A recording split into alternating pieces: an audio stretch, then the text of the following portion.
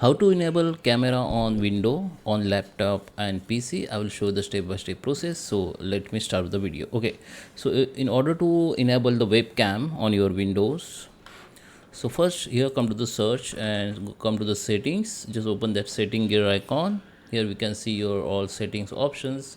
So in the find settings option in search bar, search for camera. Okay, so here you can see the option called camera privacy setting. Just go here and you can see this camera access option. You need to just enable it. Okay, and make sure your apps also here, the let app access your camera, just enable it. And whatever app you are using, like anything, a Zoom meeting or whatever, so find that app here. Okay, and make sure it is enabled like this. So you need to check this app has that enable access. Okay, so this is all setting for enabling the camera on your window, laptop or desktop. So I hope you like this video. Please subscribe me. Thank you for watching.